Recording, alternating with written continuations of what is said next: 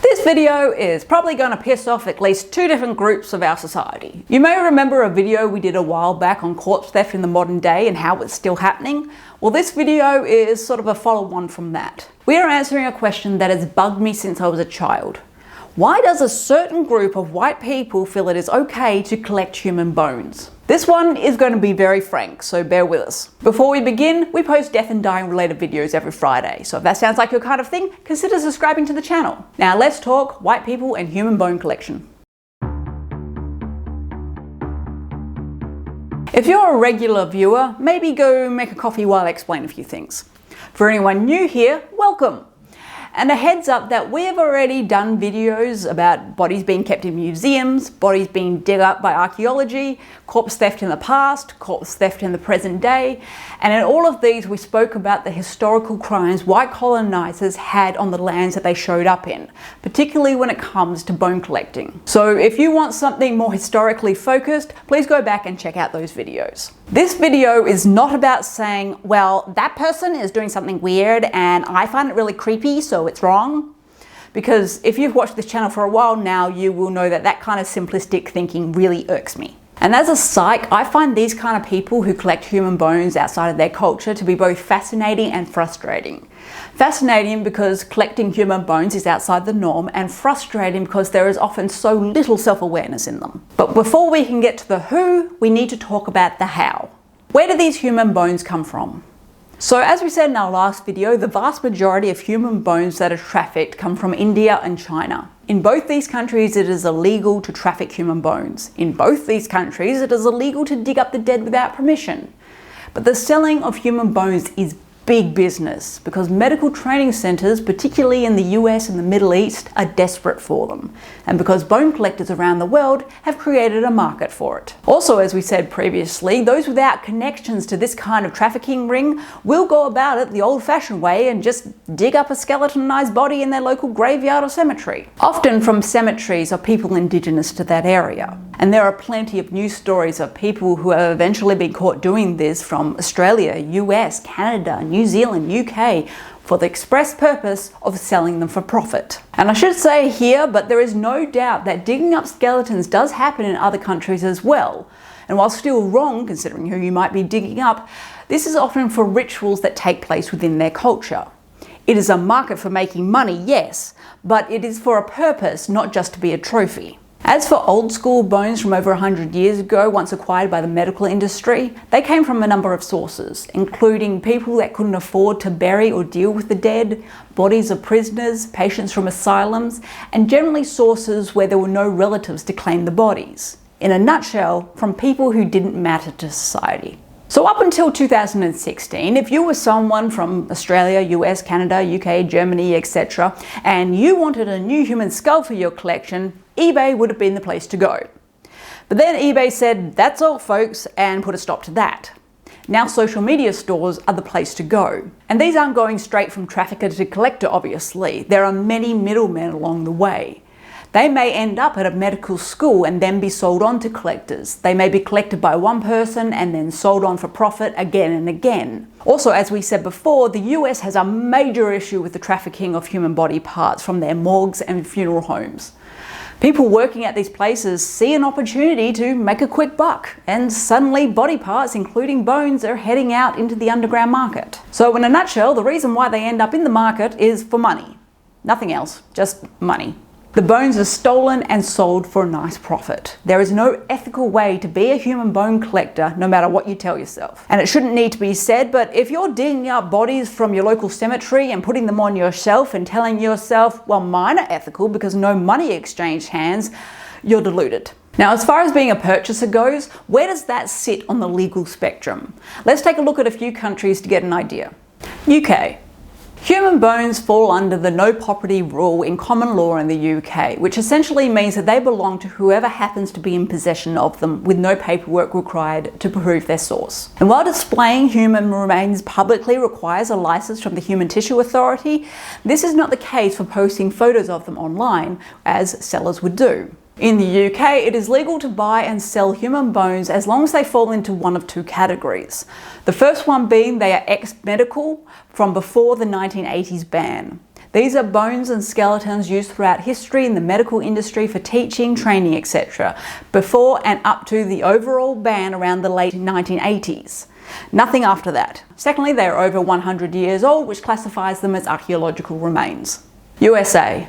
There is no US federal law prohibiting you from owning human bones, with the exception of a countrywide ban on the sale and purchase of Native American remains. But a few states have made their own exceptions. For example, the states of Georgia, Tennessee and New York all have bans on the import and export of human remains, though that doesn't include them being sold within those states. Half of US states had some sort of clause that maybe you can't sell remains dug up locally or certain niche conditions. Looking at a few reports from lawyers and sociologists in the US, it appears that the few laws that are on the books have been rushed and created after random bone selling cases have appeared in different states, which is why there's no concrete laws that to be seen. Australia. Back home in Oz, it is legal to possess human bones, it is legal to import and export them with the exception of Indigenous remains, but it is illegal to buy and sell human bones. However, it is okay to gift them. This has led to online sellers using phrases akin to, "buy this photo and get these bones as our free gift to you." You can tell that this law was created by politicians only, with no research or input done by the police force, because I imagine they probably would have given them the heads up that that was an incredibly stupid thing to write, because it makes it so easy for the law to be get around. Furthermore, in most countries, human bones are legally classified as objects. Ethically, morally, culturally, and historically, they are more than just objects, however. The psychology. When this topic pops up on the news on occasion, it leaves many of us asking, but why? Why would you feel the need to do that? So let's take a look at the psychology behind it, starting with the psychology of collections and collecting in general. Having a collection can offer life support over time, a means of trading, a basis of community and communication, a stockpile of wealth, or a mechanism for self-identity. Collections also serve as a basis of informing and learning, as well as providing emotional comfort and security, and marking our lives personally with meaningful ways. The underlying human process of collecting can be viewed as consistent regardless of the collection type, with lovers of fine arts manifesting the same actions as pursuers of pop star memorabilia, which is a very long wordy way of saying that individuals collect things for money, self-identity and addiction. In the case of human bones, it's usually the first 2 points. And we've already talked about money. These are the collectors and sellers, the people who do both, which is a very common thing in any collector's community, be it antiques, anime, whatever. But it is the identity part which is fascinating. Now, as a general rule, when it comes to identity, if someone is not solid in their identity, meaning they are insecure in their identity, they will go to great lengths to try and prove to everyone that they are who they are showing themselves to be. For example, a teenager experimenting with their identity might have a goth look, and they will refuse to take it off no matter what. So when a family wedding comes around and they're asked to tone it down a bit, not take it off, just tone it down, they will have a massive meltdown. They will get defensive and combative. If you're on social media a lot, this kind of situation will sound very familiar to you. If someone is secure in themselves, they don't feel the need to show and prove to everyone who they are. They are just them. They don't even think about it. Toning it down isn't a big issue for them. They have empathy for others and an understanding of social obligation, and they feel it's no big deal to tone it down for a loved one's special occasion where they should be the center of attention. So that's what we mean by someone who's insecure in their identity. But people can also be insecure about their identity within a group and want to prove themselves to the group that they belong. When it comes to bone collecting, there is a sense of kinship amongst the group. This sense of wanting to belong is something all humans do and have done throughout history, as we are social creatures. And for survival, being accepted as part of a group was, and to a certain extent still is, important. This insecurity about who they are and where they belong often leads the people to collect things as a way of showing who they are. And if we want to get really down to the psych trenches, it is essentially a survival technique. And when someone becomes obsessed with collecting, it is their mind's way of taking charge and managing the world around it, often due to a lack of parental love and affection or attention as a child. These subconscious feelings of abandonment make them neurotic about needing to control everything around them in their adult life. It is their way of coping with the unresolved issues and a way of trying to control their anxiety and feelings. Someone actively seeking to collect and store body parts in particular is likely to have some deeper psychological issues at play as well. In adult life, someone who collects body parts is someone who probably wouldn't have many interactions with other living humans and keep to themselves, shut off from society. This is their mind's way of having that engagement and how they justify collecting body parts for themselves. It's the ultimate way of exerting power over their lives, relationships, and the world. And this is the psych-based reasoning stuff that many will completely deny, which also makes sense since showing weakness often doesn't work out well and their insecurities won't allow them to acknowledge their denial. But are these people dangerous?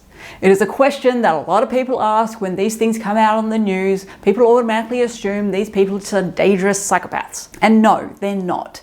Yes, there will be the odd one or two in the group, but there is the odd one or two in any group. From all the research done, it would appear that the majority of those who collect human bones do so to feel like they have conquered death.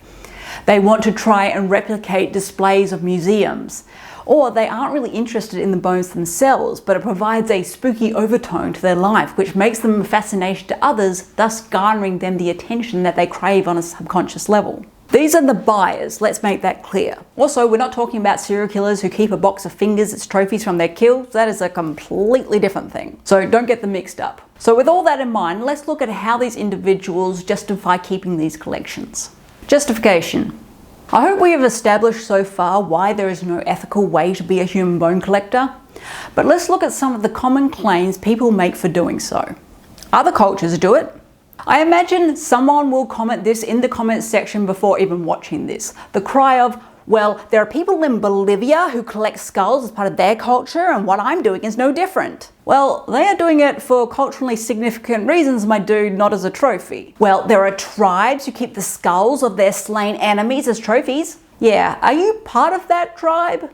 Is that skull on your mantle a piece of your enemy? And is killing during warfare the same as just handing over cash for something? And yes, these people did keep them as trophies, but as a way to show their enemies what they would do to them if they were attacked again. Who are you trying to ward off? Who are you warring with? No one. It was donated to science. In the current day, most people who choose to donate their bodies to science do so knowing that once the medical facility no longer has use for them, they will be cremated and sent back to their family. Not sold on to some random so they can be made into a pair of earrings. Also, were they donated or were they simply used for medical training? Because the two don't always go together. I know people assume doctors and by extension medical facilities are of the pinnacle of ethicalness, but that's not always the case. And many are not above buying bodies that are stolen and trafficked from other countries if it serves their purpose. So either way, just because they were used for medical purposes doesn't somehow give you a free ethical pass. I got it legally. Have you taken a look around the world lately? Just because something is legal doesn't make it ethical, and vice versa. You say, I bought it legally, and that technically may be true. But how was it procured before that? And before that?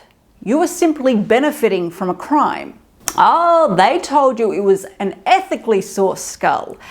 Explain to me how you can have such little critical thinking skills and still be living. Oh wait, my mistake. No, just plain old denial.